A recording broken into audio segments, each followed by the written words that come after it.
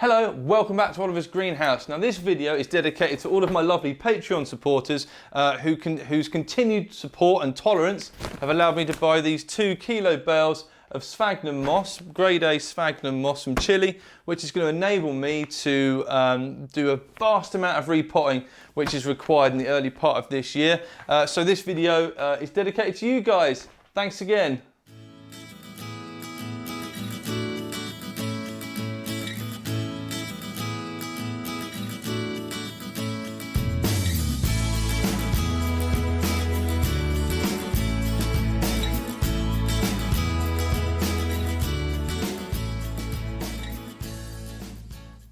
Okay, so many years ago, before I really knew anything about orchids, I remember doing a little bit of research. This is like literally when I was first getting into orchids. I had pretty much no idea about how to look after them, how they grew, what they were. I just knew that I was intrigued by the flowers. I was intrigued by the vast genus of this type of plant because it's enormous. And I understood, obviously, I had house plants. I knew how plants that grew in a pot. I think by this point I had an orchid that was growing in a pot. But what completely befuddled me was the fact that these orchids and many other plants were epiphytic. So basically they stuck themselves to structures, whether that be a rock, a branch or the stem of a tree, and they absorbed all of the moisture they needed, all their water requirements, either through rainfall because they grow in high rainfall areas, or as a result of water seeping out of rocks or water and nutrients rushing down the side of a tree during heavy rainstorms. And so I thought to myself, this is amazing. I've really got to look into getting a mounted orchid and growing one on naturally, epiphytically on a piece of wood, you know, to mimic its natural environment. I think it personally, in hindsight, isn't hindsight a great thing, that orchids present themselves the best when they're growing in a natural way. So when they're growing mounted, I think that's when they look their best. So I was thinking, doing some research, I can remember distinctly back then being like, right, okay, so you put this orchid on this mount and it grows on a piece of wood, and obviously it grows and it multiplies and we get more shoots and more growths and the roots need somewhere to go. So what happens when it outgrows the mount? Where does it go? What do you do? Does it grow around the back? Do you end up like a ball? And some orchids will do that. And I distinctly remember thinking, how do you get it off of the mount? So it's currently growing on this thing. This has been on it quite a long time. It's literally just a shrub on a piece of bark like this. And I remember thinking, in this situation, what would you do? Do you just leave it on there, or do you need to take it off? I mean, there's so many thousands of very fine wiry roots on it. How on earth do you get it off without breaking all the roots? So I'm going to answer that question today. So I've got a couple of orchids which I think would do better with a small amount of media on the mount. Currently they're just on cork, which is fine, but you know, some of you may know how lazy I am with watering. So I don't get to get in there you know, twice a day, sometimes only once a day, sometimes not even once a day. So if I can retain moisture like I do with most of my orchids, I like sphagnum moss, then I think these guys are gonna flourish a bit better. So we're going to be looking at those, and we're also going to be unmounting a mounted orchid and remounting it, and also discussing what you could do with something that's so heavily mounted, so heavily inundated on the mount like this plant. So that's what we're going to be doing in this video. Okay, so the 3 orchids we're going to be looking at particularly, this is my Stelis das Phyla. This guy's about to come into flower at the moment, and it's a very vigorous plant, and it grows very quickly, and it's heavily inundated the mount it's on. So we're going to be discussing what you could do with this to perhaps give it a bit more grow room. Another orchid we're going to be looking at, which is much admired by many people who subscribe to this channel, especially people on Instagram. This is my little Isabelia virginalis. Now this guy is growing quite happily. It's another very vigorous orchid. It grows very quickly, or what it does for its genus anyway, compared to some of the others. But it doesn't seem. I was playing with it the other day and I sort of moved it around. It's tied on with horrible string, which I hate. I hate seeing string and the way things have been attached to mounts. I think it just defeats the whole point of mounting an orchid. You want it to look like it's naturally stuck itself to this piece of wood. So I don't think this is actually really that on there. I reckon this is going to be quite easy. So my idea is to unmount this, put it onto a different piece of cork with some sphagnum moss, because we're going to be able to retain a little bit more moisture for that guy. And the third orchid we're going to be looking at, this is my Schnorchis scalopendra. Scalopendra, which is the genus of like centipede, no, millipede, I think it is. You know, those venomous, scuttling, horrible things. It kind of looks like a millipede, the way it grows. And this guy is, well, it's pretty on there in a few places. It's going to take a little bit of surgery to get this guy off. But again, it's growing well. There's definitely some new growth already this year, and it's quite lush in colour. But it just, because it's on just bare cork, I think it dries out a little bit quick. This stuff obviously does retain moisture, but that's only if you're watering like 2 times a day. It's not enough in my environment, so we're going to get that guy off of there. We're going to remount that. So, moving on, I'm going to quickly show you the things you're going to need to do this. Okay, so I'm going to run through the few little bits you're going to need, or the bits I'm going to be using to unmount and remount these orchids, or perhaps you could even use this to expand your orchid mount. A little bit more on that in a minute. So I've got my orchids over here. I've got a bowl with some sphagnum moss, which is hydrating. This is that Chilean stuff that my Patreon supporters have paid for this month, which is fantastic. Thank you very, very much. There was more than that. That's not just like this little bit, but you know what I mean. I've got a set of mole grips, a set of pliers. These are important. You might want to wear some gloves if you're going to do this. I've got some small pieces of 4mm straining wire here. This is quite good because it's bendy, so I'll show you what we're going to be doing with that in a minute. I've got some very fine fishing line. This is like 12 pounds, not very fine, but this is like 12-pound fishing line for tying the orchids on, because I like it because you can't see it. Well, you can, but not very easily, which is why I think it looks really good. I've got some sailmaker's needles, just because it makes it easier wrapping line around this sort of stuff. This is a slab of reconstituted cork bark. This is designed, you can find these on Amazon. These are designed for like the back of a terrarium, or a vivarium for your like lizard or your snake. It's basically like a sheet of cork onto which smaller bits of cork have been sort of like glued in place. But what I like about it is it's got like lichens still on it. It's made of composite bits, so it's got an attractive mosaic. It almost looks like an actual piece of tree, so I really, really like that. I've got a normal panel saw here, which isn't quite as used as it looks, so a sharp panel saw, and also got a set square as well. So these are the things you're going to need to do this operation. Right, next bit. Okay, so first a little discussion. This Stelis is been on this mount for a good while now, and this thing is growing like the clappers. Orchids are quite happy to stay, and they will eventually envelop quite a small mount over a period of time, and they're quite happy to remain on this. There isn't a great deal you could do with this. The roots are so fine. If I come and hold them up to the camera, stay where you are.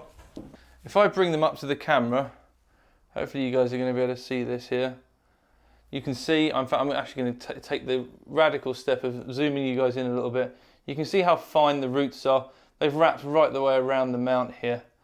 There's absolutely no way that you could get this plant off of here without causing significant damage, very much to the detriment of this plant. So obviously that's going to limit your options. So one thing that you could do with this, you could mount this mount onto a bigger mount. Okay, now that's going to be pretty straightforward. You're just going to need to use it. I'm not actually going to do it because this guy's quite happy. I don't need to do anything to this at the moment. Perhaps if I was dividing it, I'd be looking at finding a sort of a natural space between the plant where I could actually physically take it in half, and then I might mount the two halves individually. So in order to give this thing a little bit more growing room, what I would do is I'd select a piece of cork, obviously not this big, but a decent sized piece of cork, certainly one that's larger than the piece it's currently growing on.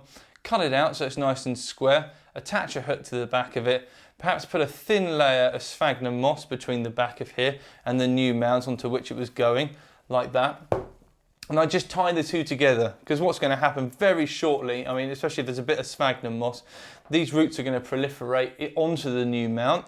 It's going to fix itself there, and then it will start to divide, and the two mounts basically become one. I've done this with orchids which are growing in orchid baskets. They outgrow their initial orchid basket, so all I do is get a sphagnum-lined larger orchid basket and just put them in the middle, and you just end up with like this double basket affair. There's a lot more room for the orchid to grow and sprawl around, and they just seem to be a lot happier. So that's what you could do in that instance. So For these two little orchids, we're going to be doing something entirely different. So like I said before, these guys are growing quite happily. Some of them are more affixed to their mounts than others. I'll just bring these guys over and show you what I mean. Just zoom you guys. This is Xenorchis Scalopendra. If I can find the button that does it, there we go. Excuse the light, it's not that great in here at the moment. So this is Xenorchis Scalopendra, and it's a very pretty little orchid. And this guy is fricking on there. There's a hardy little bit of flex. Just by gently poking it, if I push here, you can see where it's moving. So that'll give you an idea of where it's attached to the actual mount, because this bit here, well, it's just not really doing anything really. It hasn't really got any roots. So this guy is going to be a little bit tricky to get off, but we're going to manage. It's not going to be the end of the world. This guy, on the other hand, this is my, hopefully it'll focus in, this is my little Isabelia. This guy is debatable as to how well this thing's actually on the mount, because if you push it, it sort of flexes over, and there's some of that horrible string that it's tied on with. I just hate it, it just looks naff. So I think this guy is going to come off really easily. It may even find it sort of falls apart into a few bits. We might end up with more than one plant out of this. So yeah, we're going to deal with these in very much the same way. Okay, one of the first things we've got to do, because we're going to use this medium here, this composite cork panel as the medium for our new mount. So the first things we're going to have to do is work out how big a section of this we need in relation to the orchids we're going to remount on there, because we want to give them a little bit of room. We will certainly want to have enough breadth to tie a small amount of sphagnum moss underneath the orchids as well. So that will involve marking out. That's where the set square is going to come in handy. I also forgot to mention a pencil, preferably a soft pencil. This is a sketching pencil, so I think it's a B pencil. It just says sketching B on it. So a soft pencil, because you'll find softer leads much easier for writing on things that aren't paper basically. So we're going to need that and this to work out a decent sized piece of this before we cut it.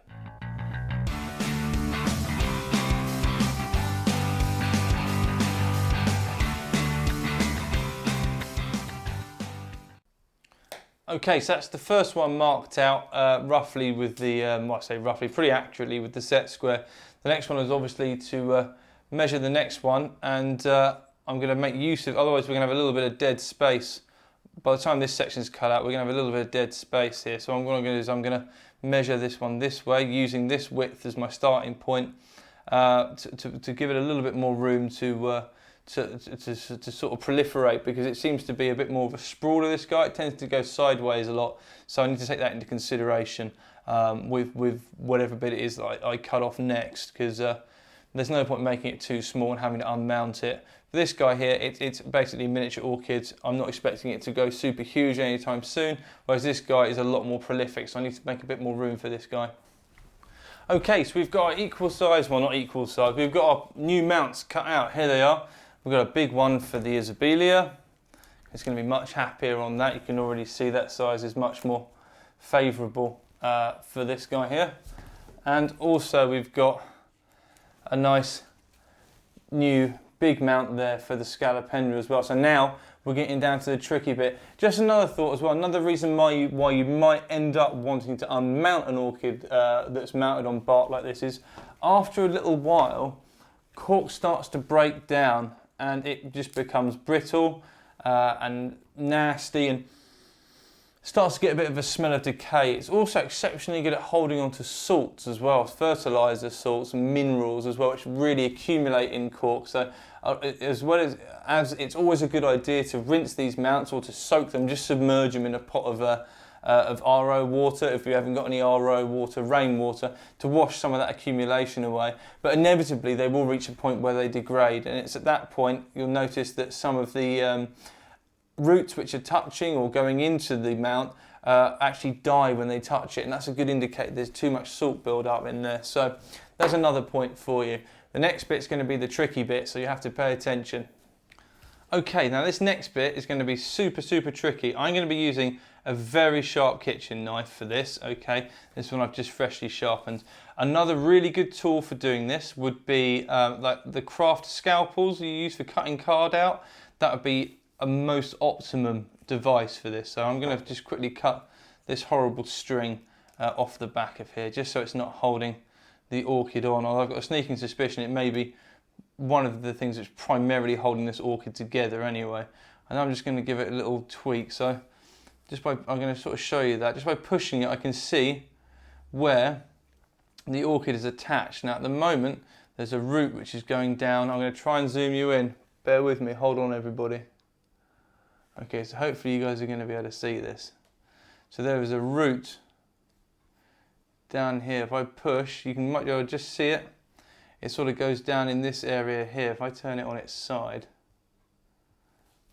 this is going to be very hard to see. There's a root just above the tip of the knife there, which is holding this section in place. So what we're going to have to do, I'm going to point you guys down a little bit, bear with me. Let's get you, there we go. What we're going to do is we're going to make a little incision. Now the aim is not to cut the root, we just want to cut the cork. So that root there is not holding on to anything. You can see that I can lift that one up, but there's one below it that is. So being careful not to cut the actual orchid itself, we're going to just try and lever out. Watch your fingers doing this. So what we've got there, we've got this little section of bark which the root's actually growing into here, separated from the mount. Now we're getting looser and looser. I'm starting to be able to wobble that around. So the next place, I'm going to zoom you guys out a little bit. The next place, just take your time over this. It can be a real faff. And if you are a young person attempting this, I don't mean to patronise you, but please, please, please do get an adult to help you, because I was a Boy Scout, but that meant nothing, because I certainly ended up sticking a knife in my fingers on more than one occasion. So this bit here, this is right at the top of the mount. If I push it, it doesn't move at all. So this is really firmly anchored into the mount. This is strongly attached, so we're going to have to bear that in mind. It seems to be growing down, or the roots have grown down into the mount in sort of via this crack here. If I hold it up, hopefully you'll be able to see that root there. There's a little split in the cork which runs this way, and it's basically they've proliferated into that. So I'm going to cut down an angle either side of that, just carefully, and then on this side as well, just being very careful not to cut that root which is near the blade of the knife. Again, down at an angle there, and then we can lever that bit out and we can look carefully. There we go, that's just a bit of the cork snapping. We have successfully avoided almost all of the roots. I mean, there's one root there we've actually nicked the end of. You might just be able to see that just there. We just sliced through the end of it, but this root's intact, as are any of the others which are in there. And you can already see this thing is starting to pull off the mount. Now the last place that it is attached, I'll show you with the knife, is just down in here. So we're going to have to work again to see where the roots are going, whether they're going left or right. That was a dead root, so that can come off. So I'm going to make an incision straight down into the mount there. And another one, I'm going to sneeze in a minute as well, just to warn you.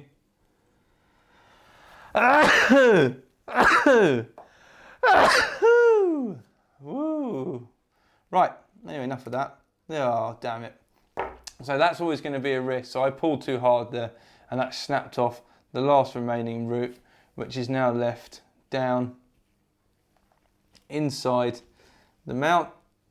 I have noticed as an observation, a lot of these roots which I have on the underside of the plant here, have you noticed they're sort of not looking too healthy? They've sort of died off a little bit. We've even got this sort of brown material here. Now I don't think that's old sphagnum moss. I think that's actually where the roots have died and decayed. If I hold that up, you might be able to see it a little bit better. There we go. So this is the brown material, and this is where basically the mount has become, I believe the mount to have become sour, and that's why these roots have died off here. Okay, so we can chuck the old media out of the way. Okay, so here we have it. Here is our little unmounted shrubbery. We've also got a tiny, tiny little thing there. I don't know whether that's worth. I'll just see if I can hold that. You might be. It might focus in on it. Got this tiny little fella here. There's like 3 leaves and 4 or 5 viable pseudo bulbs on there. So we might repot that guy up separately as a little separate plant, or alternatively you could just bung it on this the new mount when we make it. Now what I'm going to try and do here is very carefully, we've been left with our plant with these little remnants of cork. We want to get those off really, so what I'm going to do, you could leave them on, but I'm going to try and get the most of them, or the vast majority of them, off. Because actually, if the mount is manky, and it has been leading to root tip death, then it's going to be a good idea to get these off. Yeah, they come off quite easily as well. It's very crumbly, so the same thing here as well. You can just sort of squeeze the material here, and it comes off. So there we go. That's what we're left with. What I'm going to do now is go away and give this a wash. And then we'll have a look at it once we've got some of this crud washed off the bottom of it.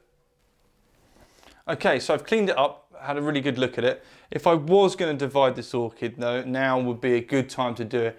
It's off, everything's really easily accessible. It's cleaned up nicely as well, and there are plenty of opportunities where I could make an incision.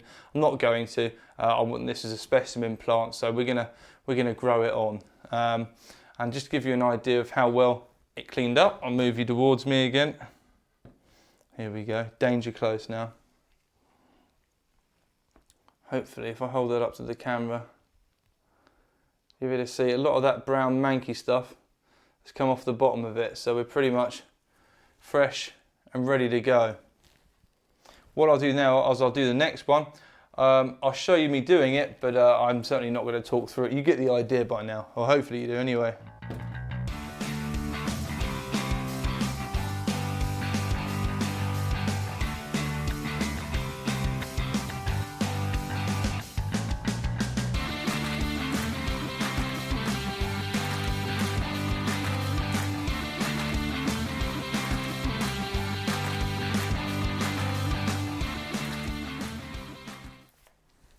Okay, so you should be left with 2 nicely unmounted, delicately unmounted, mind you. You saw then just how easy it is to snap some of these roots, so really got to take care, take your time doing it. But you should be left with 2 washed, unmounted orchids, which are ready to be homed on their nice shiny new mount. So I know if these guys could talk, they'd definitely be saying thank you, I'm sure they would. So these guys are just going to look brilliant. I mean, it already looks great on this new mount here anyway. One thing that is important to remember is that we need to make sure we orientate them the right way. They're positively geotropic, or certainly affected by the act of gravity upon them. So they're going to want to stay orientated in the way they're originally growing. So please bear that in mind, because that's definitely going to have to be a consideration. What happens is if you mount them upside down or sideways, then they'll automatically produce growth in the way which they decide to go either with or against gravity, and you'll end up with a very unusual shape. It just won't look right. So there'll be something about the morphology of the plant which will look very peculiar. So here we've got our lovely little new plants, ready to be remounted. The next step, we're going to need a hot glue gun. I didn't tell you about that either. Now, it comes all to do with how we choose to affix our wires. Now remember these small pieces of 4mm wire I had? These are going to form our S-hooks, okay? I don't buy preformed wire S-hooks for the pure reason is I've got loads of this fencing wire floating around, and it's essentially exactly the same thing. So what we're going to do is just grab that in a pair of mole grips like this, and then we're going to make our hook out of this. Comme ci, comme ça. And this is going to form our new hook.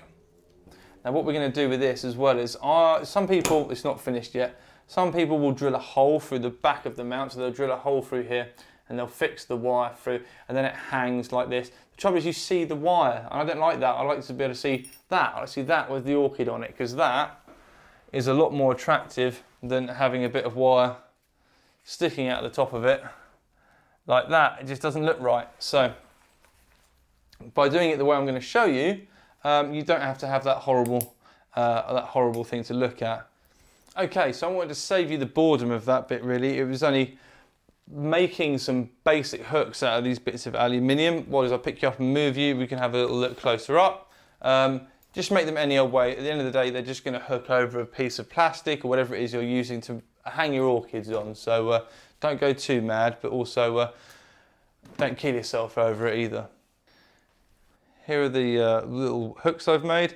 They're just designed so that they can sit flat. Here's a fine example. Flat against the back here on one of these mounts like that.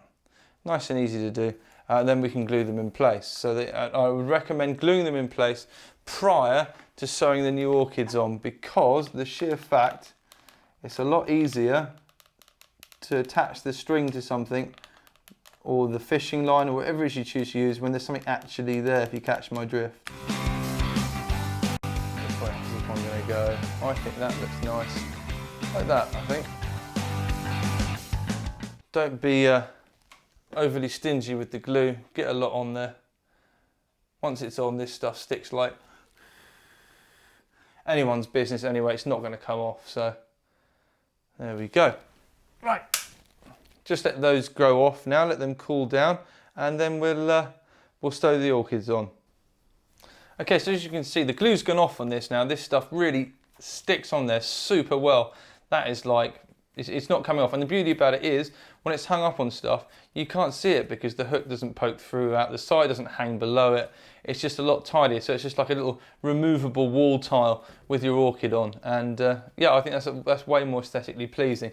So the next thing to do is to get on and also tie or mount the newly unmounted orchids on. So what I've got here is hope you guys can see, a sailmaker's needle. Now I use these because they're big.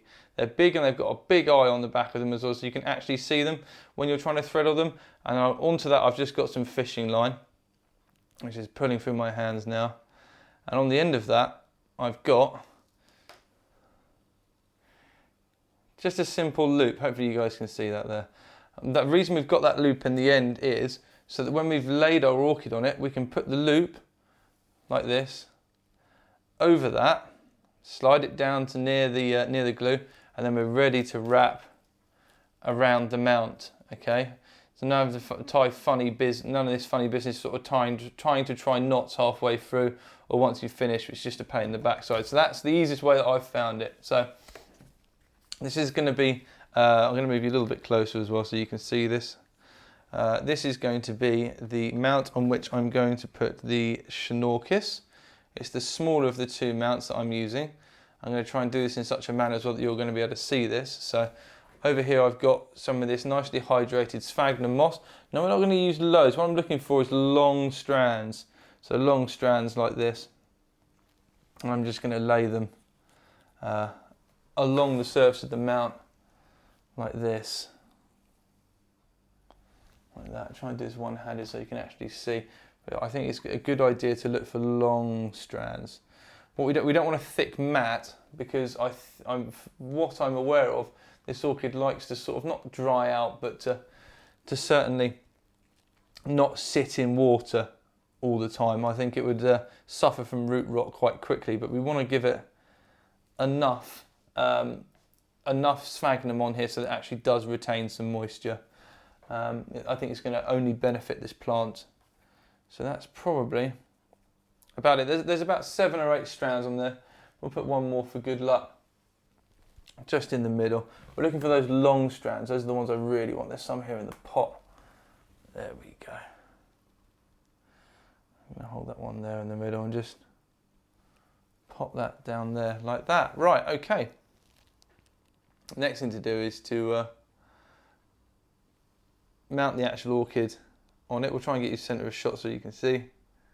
There we go. And remember what I said about remembering which way this guy's growing?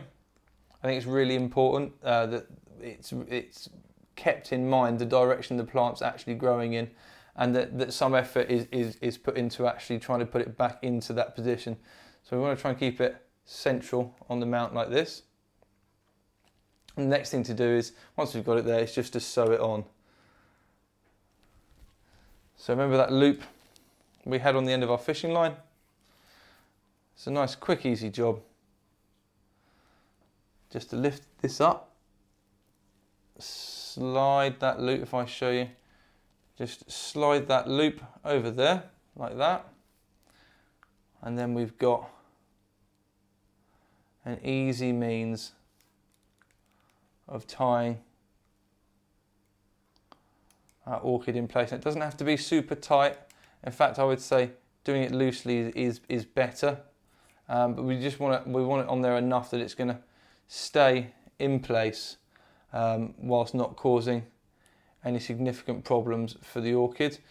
What I tend to do is, if you notice with that wrap I just did then, I'll sort of move it in where you can see it, I actually missed the orchid completely. The line's coming over, passing under the orchid, and all it's doing is trapping that sphagnum moss in place. I'm going to do the same thing up here as well, where I'm coming over the top, just trapping the sphagnum moss, just to stop it from moving around. Now, end game obviously with this is to actually remove the sphagnum moss at a later date, because it won't need it. It will actually remove the fishing line at a later date, because it doesn't need to remain on there forever. Now this is where the needle really comes in handy. Hopefully you can see you've got loads and loads and loads and loads of these wraps. So what I like to do is I like to push the needle underneath all of them.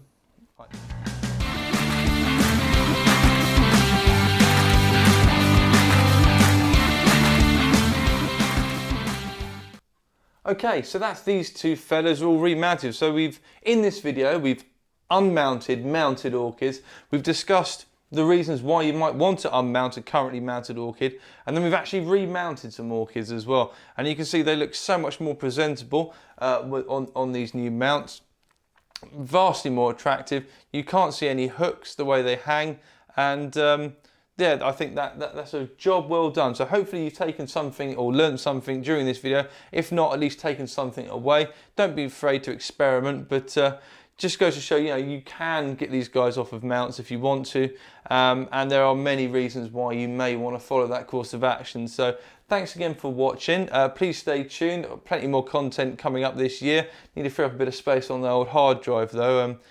Things are getting the computer's getting a little bit noticeably slower since I've put all these videos on there. So do stay tuned, keep watching. Thanks for your support, those of you on Patreon, and I'll see you all again soon.